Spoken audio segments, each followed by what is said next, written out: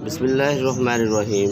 अस्सलाम वालेकुम मेरे प्यारे स्टूडेंट्स। आज मैं आपको पढ़ाऊँगा सादा पेंडुलम की मोशन, जो एक सिंपल हार्मोनिक मोशन है। मैं इसके बारे में आपको रिव्यू देता हूँ, ज़रा गौर से देखिएगा।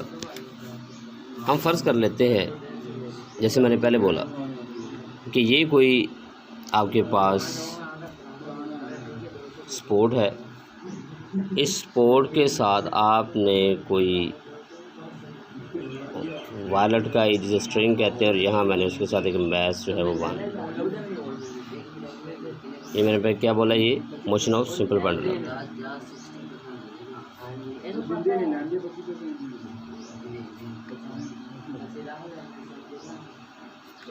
मैंने इसको डिस्प्लेस किया,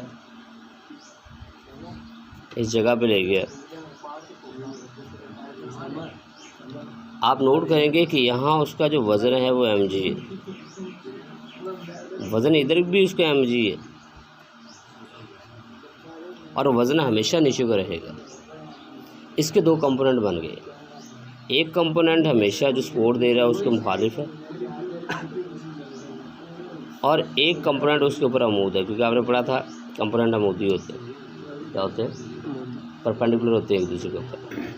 ये जो टेंशन, क्योंकि जारी बता खिंचाव तो है रस्सी में, ये जो है ये है mg cos थीटा। ये कंपोनेंट का नाम mg cos थीटा है, और ये जो कंपोनेंट है इसका नाम है mg sin थीटा।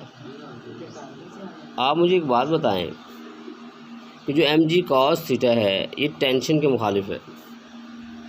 ये दोनों एक दूसरे को कैंसिल आउट कर देंगे।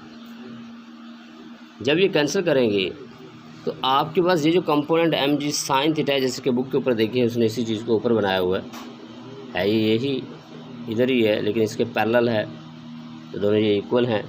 तो mg sin थीटा ये वो कंपोनेंट है जो रीस्टोरिंग फोर्स प्रोवाइड करेगा। कौन सी चीज़ पैदा करेगा? रीस्टोरिंग फोर्स कौन सी होती है? रीस्टोरिंग फोर्स वो होती है जो उसको उसकी ओरिजिनल पोजीशन के ऊपर लेके जाएगी, यानी इस बॉडी को उसकी ओरिजिनल पोजीशन गेन करने के लिए कोशिश करेगी, काविश देगी। हम उस फोर्स को रीस्टोरिंग फोर्स कहते हैं। और मैंने आपको बताया था कि रीस्टोरिंग फोर्स की डायरेक्शन क्योंकि मुखालिफ है, ये इसको दोबारा इधर लेके आना चाह रही है, तो हम ये कहेंगे कि जो mg sin थीटा है ये नेगेटिव है, क्योंकि ये उसे रीस्टोर कर रहा है। मेरी बात फॉलो करके, ये दूसरा कंपोनेंट करें mg sin थीटा। अब इंग्लिश मीडियम की बुक भी है तो बेशक उसे रखें, ठीक है। और ये क्या करेगा, थोड़ा सा इसे मैं रिपीट कर रहा हूँ। ये स्पोर्ट है, स्पोर्ट के साथ ये एक बॉब लगा हुआ है, जैसे आपने एक रस्सी के साथ लटकाया हुआ है, इसे पेंडुलम कहते हैं। फिर मैंने बोला कि पेंडुलम का वज़न हमेशा नीचे को होता है। वज़न को इंग्लिश में वेट कहते हैं। वेट उसका mg का फार्मूला mg होता है, लिहाजा इसका वज़न नीचे को है। मैंने इस पोजीशन को डिस्प्लेस किया। डिस्प्लेस करने के बाद इसने अपनी पोजीशन नई हासिल कर ली, जिसे ए कह दें या एक्सट्रीम पोजीशन कह दें। एक्सट्रीम पोजीशन में वज़न फिर भी नीचे को रहेगा, वज़न फिर भी नीचे को रहेगा, और उसका वज़न हमेशा मुद्दा नीचे को होगा, वो भी mg है। मैंने कहा इसके फिर दो हिस्से कर दें, तहलील कर दें, रेजोल्यूशन ऑफ फोर्सेस कर दें। इसका एक कंपोनेंट ये बन गया, दूसरा ये बन गया। ये जो कंपोनेंट है ये टेंशन के मुखालिफ है, टेंशन के। ये आपको इशारा दिया हुआ है, ये ऐसा ना हो कि आपको पता नहीं रस्सी आपने दरमियान में से तोड़ देनी है, तोड़नी नहीं है, जस्ट एक इशारा दिया था कि ये दूसरी पोजीशन है। mg cos थीटा टेंशन से कैंसिल हो जाएगा, और mg sin थीटा ये वो फोर्स है, ये वो कंपोनेंट फोर्स का है जो इस काम आएगा कि इस बॉडी को दोबारा अपनी पोजीशन की तरफ लेके आएगा। इसे कहते हैं रीस्टोरिंग फोर्स। क्या कहते हैं? और रीस्टोरिंग फोर्स हमेशा नेगेटिव होगी, क्योंकि इसे ओरिजिनल पोजीशन की तरफ दोबारा लेके आएगी। तो ये रीस्टोरिंग फोर्स क्या करती है? ये रीस्टोरिंग फोर्स इस बॉडी को पोजीशन जब ओ के ऊपर लेके आती है, तो जो पोजीशन ओ है यहाँ बॉडी इनर्शिया की वजह से रुक नहीं पाती। इनर्शिया की वजह से, वो इनर्शिया की वजह से, अपने मोमेंटम की वजह से इस जगह पे स्टे नहीं करेगी। जब वो स्टे नहीं करेगी तो इससे मुराद क्या है कि वो आगे भी मूव करेगी, और आगे जब मूव करेगी तो वो एक नई पोजीशन पर चली जाएगी, और वो नई पोजीशन होगी पॉइंट बी। और ये आपका जो मैस है, मैस का जो वज़न है यहाँ भी नीचे को ही होगा। वज़न फुली नीचे को रहना है। या मैं आपको बताता चलूँ कि ये जो कंपोनेंट बने हैं mg cos थीटा टेंशन से कैंसिल हो जाएगा, क्योंकि ये अमल है, ये रद्द अमल है, ये एक्शन है, ये रिएक्शन है।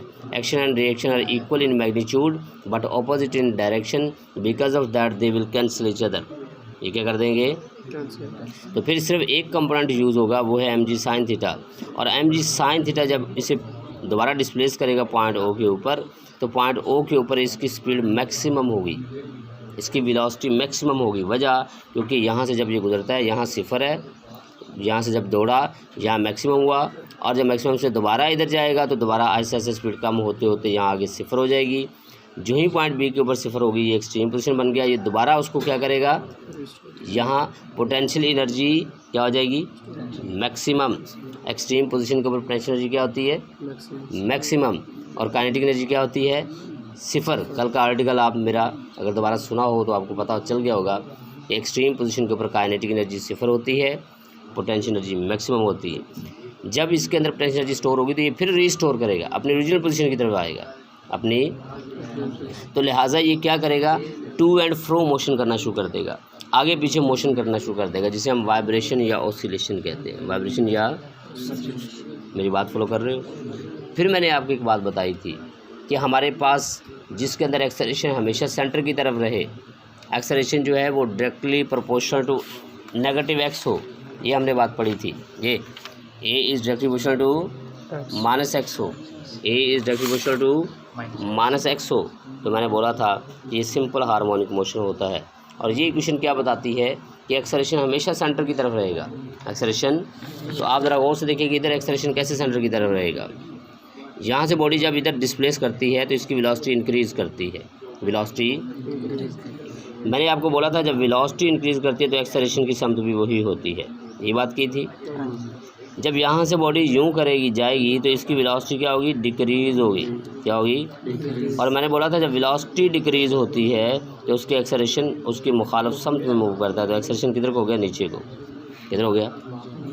जब बॉडी इधर से दोबारा क्या करेगी? यूं जाएगी तो वेलोसिटी क्या करेगी? इंक्रीज़ करेगी। क्या करेगी? और मैंने बोला था जब वेलोसिटी इंक्रीज़ करती है तो एक्सेलरेशन फिर भी इधर होता है, सेम डायरेक्शन में होता है। जब भी वेलोसिटी इंक्रीज़ करेगी तो एक्सेलरेशन की सम तो वही होगी, जैसे मैंने इधर बोला। जैसे मैंने इधर भी वेलोसिटी बढ़ी तो एक्सेलरेशन फिर उसी समत में आ गया। जब यहाँ से यूं गया तो वेलोसिटी क्या हुई? डिक्रीज़ हुई।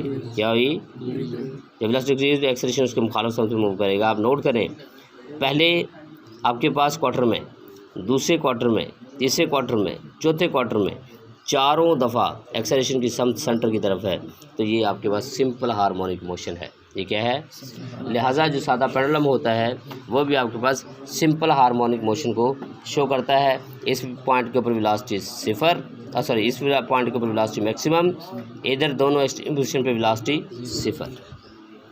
यहाँ पोटेंशियल एनर्जी सिफर, यहाँ पोटेंशियल एनर्जी मैक्सिमम।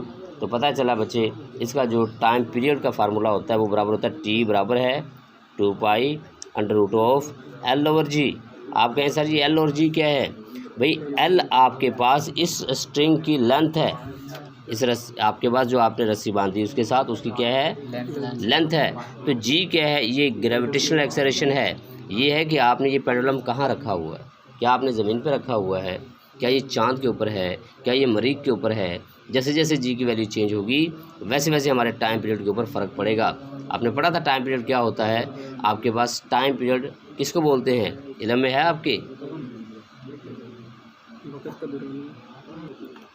शाबाश, आपने बिल्कुल सही बोला कि टाइम पीरियड वो दौरानिया होता है जिसमें कोई बॉडी अपनी एक वाइब्रेशन मुकम्मल करती है। Time period is that duration in which body complete one vibration. बात फॉलो कर गए कि नहीं? समझ आई आप लोगों को?